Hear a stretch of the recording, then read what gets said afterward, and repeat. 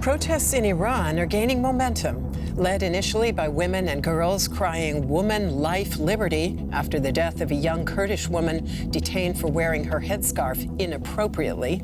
The uprising is now drawing thousands of others onto the streets.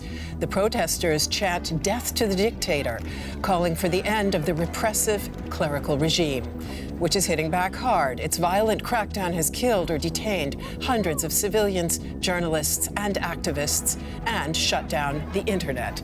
Today, we're asking, Iran rises up. Can the mullahs be toppled?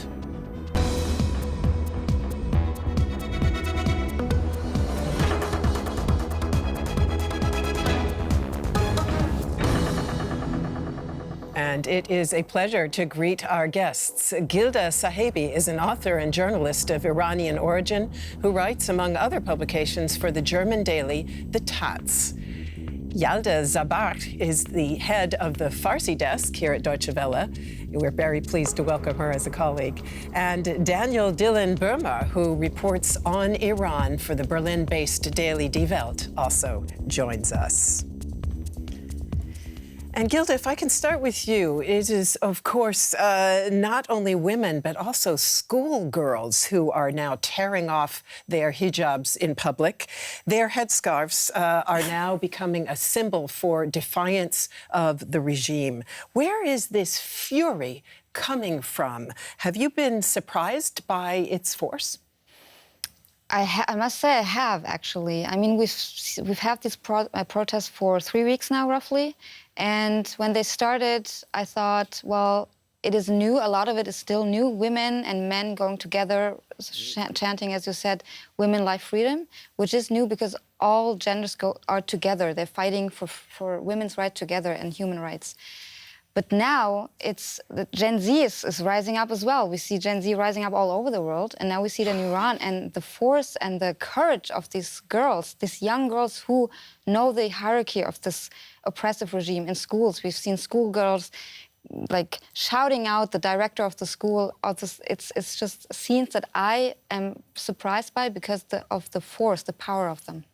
And Yalda, this, of course, is not the first protest in Iran in the past decade, but it is unique in that it was led initially by women and girls. Do you think that will make a difference to its outcome? I definitely think it will. And what we can see already is that these protests have a different dimension, a different quality than all the other protests in the recent years. But we have to say Iran we have witnessed a lot of wave of protests in the last 40 years, but it was more like every 10 years. And then we could witness that how it became every year. So we had 2017, 2018, huge protests. Then we have 2019, which was more. Of course, I forgot to mention 2009, which was the Green Movement, which is very important. But then the difference was it was more about reformers or hardliners. It was about more freedom. It was the students, the elite, more or less, not asking for a regime change or the change of the system of Islamic Republic. Indeed, they're now shouting death to the regime. Exactly. No, we don't hear the slogans about reformers or hardliners. What we hear is death to a dictator and addressing the supreme leader, Ayatollah Khomeini. And because of this, the role of the women in here, being on the forefront on this protest, this is really gaining a different dimension, and they are really addressing one of the symbols of the Islamic Republic. They're challenging the hijab, the forced hijab for women. So, Daniel, as we've heard, the protests have been gaining momentum. Many students now joining the protests, but also facing a very violent crackdown. Do you think that the protesters can maintain their opposition, their defiance in the face of violence? I think it will be a struggle. It will be a very hard struggle. We will likely see this going on for months. And if you look at the details of what's happening in individual cities, you see that the level of violence is rising and that the government of Iran has basically told its population that everybody taking part in these demonstrations faces the risk of death. And this is definitely a new situation. And I think it will be hard to maintain this level of protests. But I think what's sure is that Iran will not remain the same after this kind of protests, no matter if this system can be toppled now or not. And we want to drill a bit deeper into precisely that. As the protests proved to be more than a temporary outburst, the regime has moved to shut down internet access, blocking social media platforms. That's made it harder for the victims of official brutality to document it. And still, some images of police firing live ammunition at crowds and beating civilians who are unarmed are getting through and arousing widespread revulsion. Women, life, freedom has become their rallying cry. Thousands of Iranians have taken to the streets nationwide since mid-September, fueled by rage and grief over the presumably violent death of Jina Mahsa Amini. The morality police arrested and detained the 22-year-old woman for allegedly wearing her hijab incorrectly. What exactly happened next is unclear, but Amini fell into a coma and died shortly afterwards in a hospital. Women are setting fire to their headscarves and shouting, "We are fighting, we are dying, and we will take back Iran." Many men have also joined the growing demonstrations against the oppressive government, its security forces, and the Islamic regime. But retaliation has been brutal. At least 130 people are said to have been killed to date. Acts of solidarity have been pouring in from around the world, while the Iranian government's violent response to the demonstrations has been heavily criticized by the US, Europe, and even some Middle Eastern countries like Lebanon. Will the protests topple the mullahs regime? And Gilda, let me put that central question straight away to you. How dangerous is this for the regime? I think it's very dangerous. I think what Daniel said, whatever happens, this flame that we have been seeing on the streets in all over the country, it won't go out, it won't go away. And we see the young girls, they have seen, they have felt. You cannot underestimate the importance of emotions here. They have felt, they have experienced freedom. They've taken off their hijab, they have danced on the streets, they have sang on the streets, they felt it all, they experienced it all. And it is true that the regime is cracking down very, very hard on everyone, wherever they see something. We've seen videos of security forces just shooting randomly on the street, like things that's just unimaginable for us here. And even if they do end at some point, which we don't even know, I think also that it might just go on for weeks or months. This is not going to go away, and I believe that the resistance that we've been seeing now is going to get more structural and organized. I don't think they're just going to leave it at what it is right now. Very interesting. I want to come back to that point in just a moment. But looking at the causes of this, Yalda, how much of this is about the tragic death of Mahsa Amini, whom we saw in the report, and how much of it is about a whole pile of additional indignities? It is both. Actually, we have to see that people are fed up. People are, especially women, 50% of the population that have basically lost all their rights in the last 40 years since the Islamic Republic was founded. So, and then we have economic issues. We have human rights that do not exist, basically. So what the difference is here, with the tragic and brutal death of Jina Mahsa Amini, this is something that everyone can rely. She is a symbol for this protest. We did have symbols for protests, but not a symbol that everyone can relate to. Every woman in Iran, growing up, you get to experience the morality police. You get this brutal, humiliating experience and violence through morality police because of not being able to wear or to dress the way you want to because of a little bit of hair that is shown. Mahsa Amini, the thing is, she was not even without a hijab or without the headscarf. She had it, just not properly put on as they put it. So, and as many Iranian women do. Exactly, and I have to say, when we see 40 years ago how it started, there were women taking to the streets and protesting against the forced hijab. but then with the repression, they had to kind of accept it. But what we see now, and the headscarves getting looser, etc., this is an achievement of the women in the last 4 decades. But what I want to say is, of course, now this is so many more. This is about so many more and so many. I think it is very powerful to see how men supporting women on the streets, how the young generation especially is taking. And another dimension or another factor is, I think Gilda also mentioned it, schoolgirls, school students. So we have one aspect is the students, university students, because in the last protest it was said that the student movement is dead. They are back and they will organize themselves, and this will go on even if it's finished. Will not go on the streets. If they will really crack down on protesters, this will go on in universities. People will organize themselves. Which, of course, we just have seen. Daniel, as I said, the internet has been shut down. Social media sites are blocked. So how much do we really know about the breadth of this movement? Protesters themselves say it has become a revolt. Would you also use that term to describe it?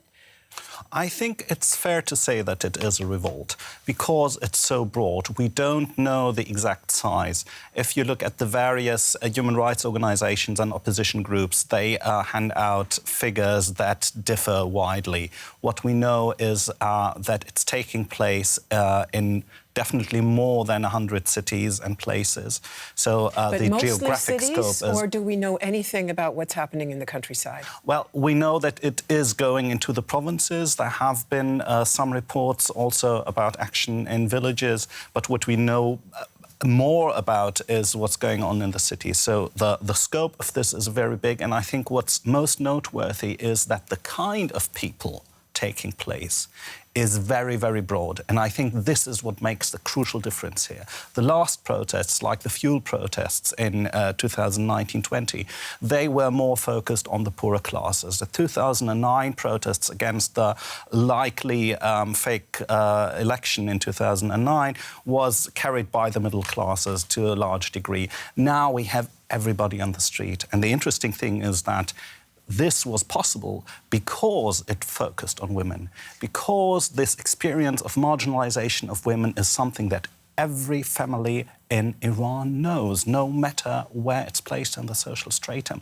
And I think this has surprised us also, because basically everybody thought, well, Iran, in the end, it's a macho Middle Eastern society. And it's not that simple.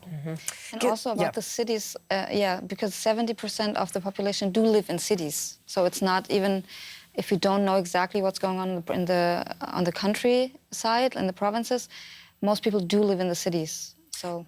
And can I just ask you, Gilda, because we heard the religious leader of Iran, the Ayatollah, that was a pleasure. Recently blaming the violence, the protests on Iran's usual scapegoats, the U.S. and Israel.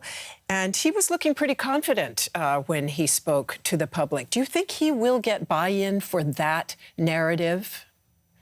Well, he's had practice for decades. Like, what we've been seeing was to be expected. I mean, he did hold back for quite a while. There were there have been rumors about him being sick for a long time. Everyone's like, is he sick? Is he not sick? Everyone believes it. And what we saw was just the same thing over and over again. And what I believe is that this was directed not at the people, because people in Iran, they know that they're lying. There's no doubt about it. When you talk to people in Iran, everyone knows that they're lying to them all the time. But but this is directed especially to the West. Like, we have it under control. We do what we always do. We're going to bring this down, and Israel and the US are to blame. That's a play and a game that we've been seeing over and over. But still, things are not changing. That's the difference this time. Daniel, you were looking slightly skeptical there. Yeah, I'm not sure that everybody knows they're lying. I'm not sure that all the population is against the regime. I do think that there is... No. Of course, I don't think that you meant to imply that. But I just think that it's also important to keep in mind that there is a hard core around the regime which is bigger than the hardcore around most regimes around the world. There is a popular movement of the Basij around the regime whose size is, depending on the way you count it, between 1 million people and maybe 12 million people, who both depend on that regime economically and who are also mentally and psychologically deeply, deeply rooted in this. And they do feel under attack. They have been feeling under attack since the 80s, and they see this as a continuation. So one of the scenarios that we should be looking at is not only a violent regime crackdown, but also a kind of a civil war that might break out, because there is another side. Yeah, the armed ones. Yeah, the regime, yeah. The armed ones. Yeah, not the ordinary people, though. We have to actually make a difference. It is right. It is correct what Daniel is pointing to. But we have to see that these hardcore and what you named it also, the Revolutionary Guard Corps, the Basijis. They are, of course, they will die. Yeah. And die to keep up the ideology of the regime, to keep up the Islamic, to hold on to the Islamic Republic and its ideology. But there are less and less normal people, normal as to say, even religious people who had maybe 40 years ago, 43 years ago, supported the Islamic Republic and their values. Even those we know that they have turned their back on this way of ruling and this interpretation of the Islam by the clerics. So I think we have to. Of course, there will be crackdown, and they are in power, and the Revolutionary Guard Corps have economic power. Their task is to defend the enemy inside and outside of the country. But I still think that what we can see on the streets now also is that this is different layers of society united, standing united. And let me briefly ask about that, if I may. I want to quickly move on to ask what the West can and should do. But first, getting back to your remarks that you've made about the fact that you think the protests can endure and you think you see clear leadership or the potential for clear leadership. I believe you said that, and also Daniel. I wouldn't say leadership, organization. Organization. Mm-hmm. Normally, we say that for protests to really become something like a regime-changing event, it requires not only leadership, but also security services or some part of the government to switch sides. Who amongst you sees that likelihood? There are signs already. We've seen videos on social media of people even from the normal army or also the Artesh. I'm not sure. I don't think they were Revolutionary Guard people, but still the normal army. The yes. normal army, who said, "Stop killing Iranians." Like, they've posted videos online, and that's the first time we're seeing that. I don't think there will be a leadership. I'm not sure Iranians like leaders, like one leader. And also the regime would remove them immediately. That wouldn't work. It has to be broad. It has to be something that all people carry together, and that's what we're seeing. Okay, sorry, I'm going to make a cut there because I do want to talk about how other countries can and should respond. And in many European countries, Iran's ambassadors have been summoned to account for the regime's crackdown. The U.S. has imposed new sanctions on Iran. The EU is threatening to do the same. But would they make a difference? On May 8, 2018, former U.S. President Donald Trump signed a document that annulled the Iran nuclear deal negotiated by the Obama administration 3 years prior. Thank you very much. This will make America much safer. Thank you very much. The deal was replaced by a policy that maximized political pressure and imposed an even tougher embargo, affecting virtually every sphere of life. And no Iranian has been spared. The sanctions are very tyrannical. This is a tyranny against the people of Iran. It is important to us to have the sanctions lifted. But negotiations with Iran for a new deal are slow to progress, and the mullahs regime doesn't seem to be in any rush to comply. Meanwhile, there are reports of Iran expanding its uranium enrichment program, meaning the country is closer than ever to having nuclear capabilities. Why won't Iran concede on the nuclear issue? And let me put that question straight to Daniel. You know, just a couple of months ago, it looked like the nuclear agreement could be revived. Now it seems to be dead in the water once again. Why is that? And what does the standstill mean for Western leverage vis-a-vis Iran? I think we should be really, really worried about the state of the nuclear talks. Because if you talk to the negotiators, to the people who have been sitting on the table, on the negotiating table with the Iranians for years, even those who have defended this process and this attempt to reintegrate Iran are now in doubt whether Iran at all wants a deal. And the reason is that they have progressed with the nuclear program so strongly and in such a clear military direction. This is so clearly now a program which is directed at acquiring at least nuclear weapons capability. And they're now obstructing the negotiations by opening up questions that had been negotiated before. So the doubts are very big here, and I think the connection to the unrest in Iran is that, of course, preserving the regime, that's the first priority which the Iranian leadership regards both in the nuclear talks and in internal policy.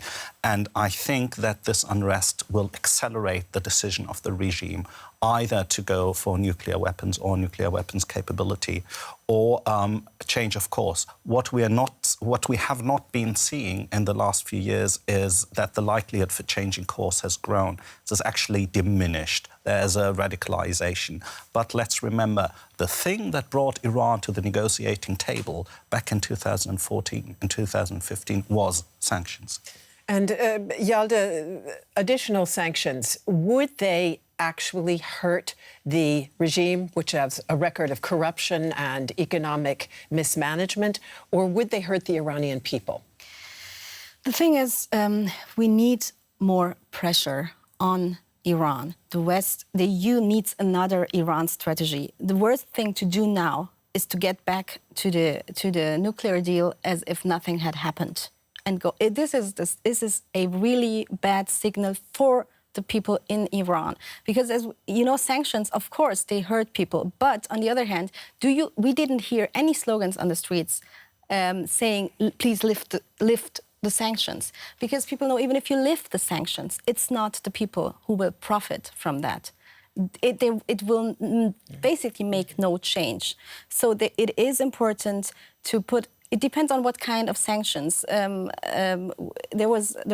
were talking about, sanctions on persons responsible for the crackdown, for killing their own people. But responsible is, in the end, the supreme leader, Ayatollah Khamenei, for all this. So I think it is symbolic, this kind of sanctions. It is good, but it's not enough. So, in a word, briefly, what would you want the EU to do? What does that new strategy look like? Hold Iran accountable for what is happening in the country right now. And another aspect is, very briefly, for the people in Iran, it's really important to see support. In one dimension is, artists, celebrities, people speaking out, people, solidarizing with the people in Iran, cutting their hairs. We had the French actresses, Juliette Binoche and some others cutting their hairs. This is strong. People see that. But what we need now, we cannot leave them alone, because what is happening is the internet shutdown we had in 2019. They will just go on and kill and arrest. We have arrested thousands of people. And in fact, Gilda, I had a quote from one protester that I saw when I was preparing for this show, who said, "The regime is trying to turn Iran into North Korea, nuclear armed and completely isolated." Is that a real risk? I don't think they will be completely isolated. I think Russia and China are happy to jump in. So I think it's important for the West. Like we heard from the German foreign minister on Monday, she said she showed like compassion and she acknowledged the fight of the people. And she said, it's too bad, we can't really do much. But that's not true. Like, there's a whole range of things that can be done in foreign policies. You can freeze assets, you can stop children and families of these regime people from traveling all over the world, like spending all the money that they've taken from the people. Targeted sanctions. Targeted sanctions, and that wouldn't hurt the people because, as Yala says, like they know that they're not getting any of this, any of the money that's coming in. So I'm not sure if they can turn Iran into North Korea because there's just too much connection to the rest of the world. We have families all over the place. People are connected. Yeah. Let me ask Daniel briefly. Let's come back to the title. Iran rises up. Can the mullahs be toppled? Nothing lasts forever. That's for sure. So you'd say yes. It's possible, but the question is the timeline and what the risk and the fallout for the security of the Middle East and hence for Europe will be. Yalda? It is if we don't let the people in Iran alone, if we do support, and just briefly, what we heard in the streets is, this is not a protest anymore, this is the beginning of a revolution. One word. Yes. Thank you so much to all of you for being with us. Thank you out there for tuning in. And please send us your comments on our topic. We very much want to hear from you, dear audience. So thanks for joining us and see you soon.